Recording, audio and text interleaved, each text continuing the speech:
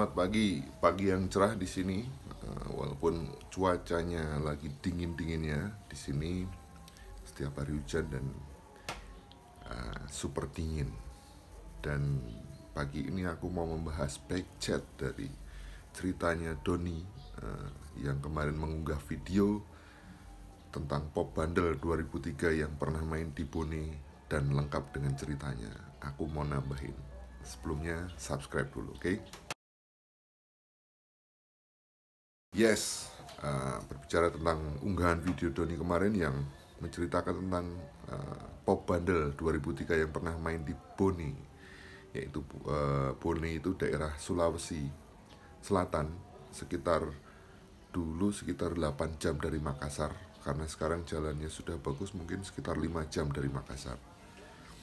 Nah, di Bone kita dulu main tahun 2003 kalau nggak 2004. Kalau nggak salah sih 2004, dimana pertama tawaran main ke Bone itu kita sempat ada hal yang lucu, karena setiap kita manggung di era tahun 2003 itu di album pertama itu, sebelum berangkat kita pasti melihat peta. Kenapa melihat peta? Karena terus terang itu adalah titik awal kita untuk bersiap-siap mengelilingi Indonesia. Kita paham banget dan kita tahu betul bahwa band ini akan siap keliling Indonesia.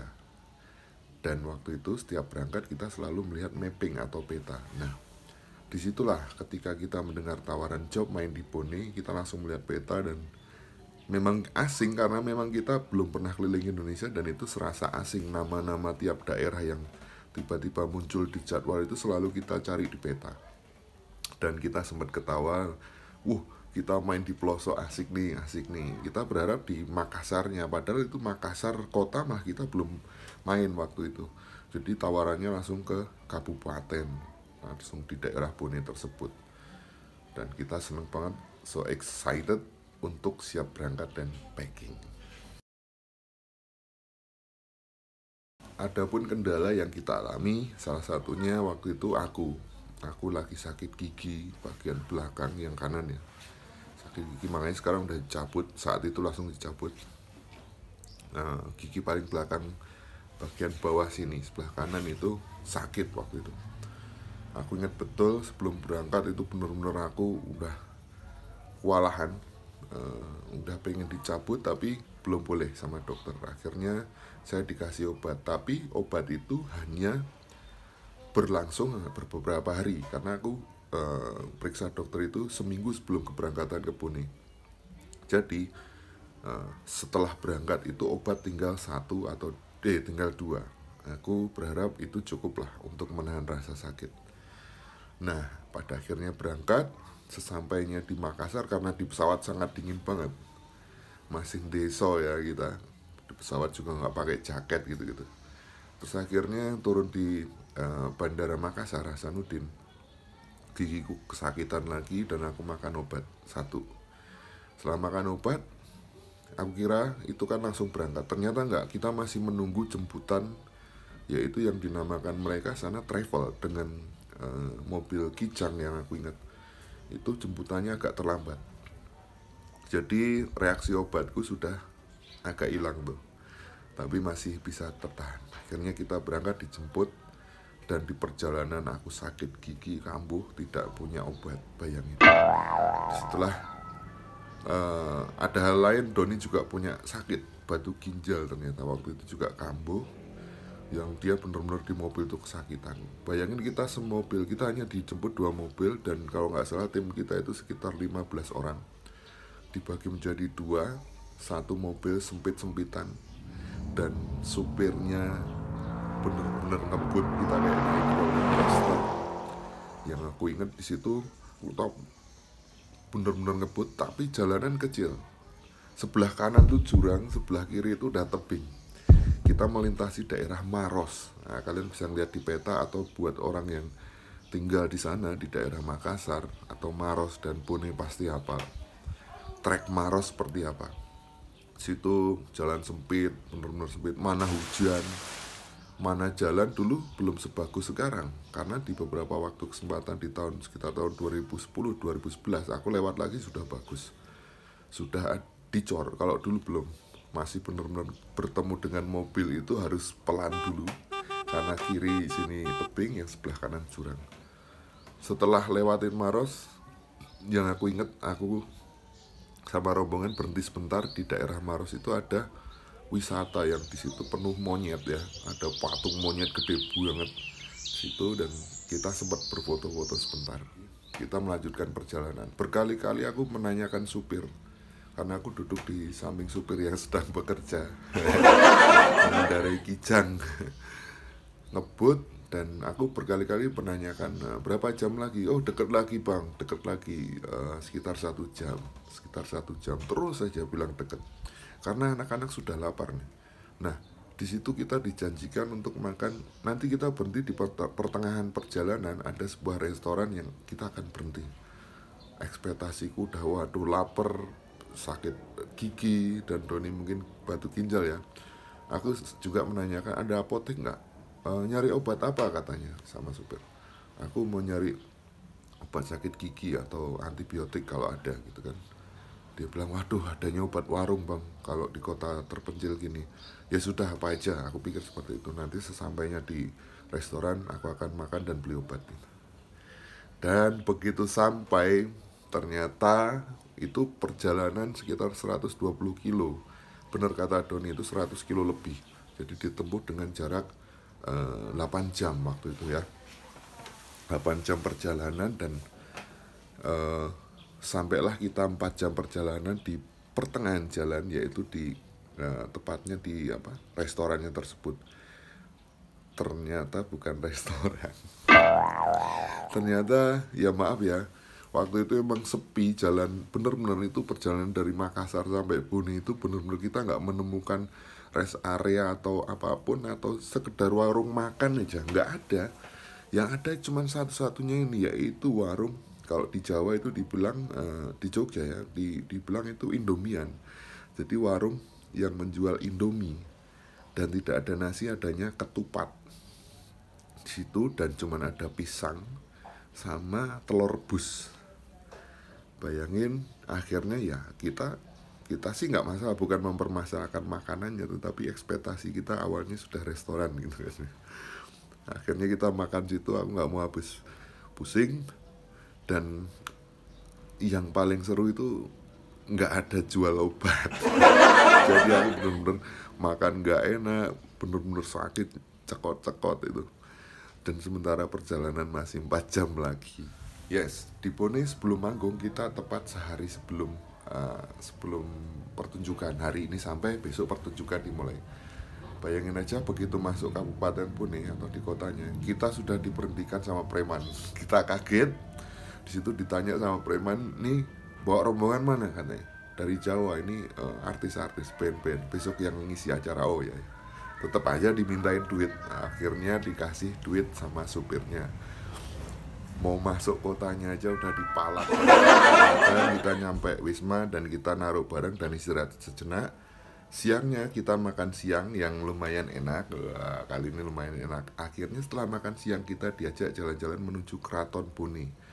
Wah, keren banget. Di situ yang saya ingat, di depan keraton ada patung besar banget. Itu yang tingginya hampir sepohon kelapa.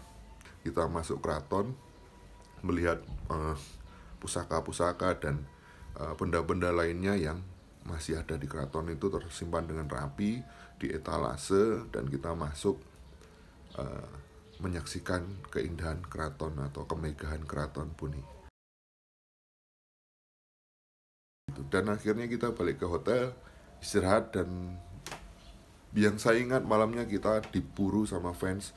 Banyak fans yang datang ke depan Wisma dan minta tanda tangan. Dan yang saya ingat, LO-nya atau pihak IO dari panitia itu mengambil kaos-kaos, terus cover kaset dan CD kita untuk ditandatangani. Dikumpulkan, akhirnya kita tanda tangan terus sampai malam sekitar jam 11-an, baru kita bisa tidur. Dan kita main di siang hari kalau nggak salah ya. Paginya kita soundcheck, dan kita siangnya main. Nah setelah main itulah ada kejadian yang mungkin sangat tidak mengenakan yang akan selalu kita kenang.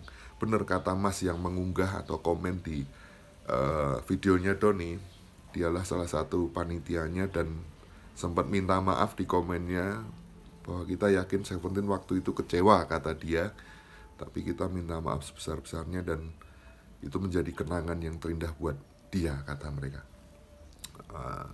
Dari kita juga ya sudah, itu benar-benar kenangan kita, mau enak nggak enak itu benar-benar kenangan indah buat kita, karena semua perjalanan akan kita rekam dengan dengan indah, karena semuanya ini udah berubah. Dan selesai manggung ada kejadian nggak enak yang dimana kita atau band ini tidak dibayar. Beberapa panitia pun tidak mengetahui keberadaan yang pemegang uang tiket ini. Akhirnya beberapa orang kabur membawa lari uang bayaran Seventeen. Panitia lain kebingungan, tidak habis pikir kok bisa teman-temannya tega lari membawa uang hasil konser dari Seventeen. Akhirnya teman-teman yang tersisa yang dari panitia tetap bertanggung jawab, biaya hotel atau wisma tidak bisa menanggungnya juga, karena kita harus ekspansi waktu ya untuk tetap stay di wisma, tapi tetap tidak bisa. Akhirnya kita pindah ke rumah salah satu dari panitia. Kita ditambung di situ dan menunggu uang pembelian tiket pulang untuk ke Jogja. Mereka berusaha mengumpulkan uang, mereka patungan sampai uang parkiran dari konser tersebut tadi dikumpulkan untuk membeli tiket pulang Seventeen. Kita juga tetap mau nggak mau tegas dari manajemen bahwa ya kita harus tegas, karena ini kasus, kita siap melaporkan ke polisi jika tidak dibelikan tiket pulang. Akhirnya mereka mungkin pinjam sana, pinjam sini, pinjam sana sini. Kita tertahan sampai sekitar jam 5 sore. Jam 5 sore belum ada kejelasan dana. Akhirnya sekitar jam 7 malam mereka mendapatkan dana pinjaman yang bisa menutupi untuk membeli tiket pulang band ini. Akhirnya mereka malam hari itu sekitar jam 7 mereka membeli tiket pulang kita, dan sekitar jam 8 tiket itu dikasihkan kita. Akhirnya keesokan dini harinya kita berangkat menuju ke Makassar. Dini hari kita berangkat, bukan di sekitar jam 1 malam lah berangkat.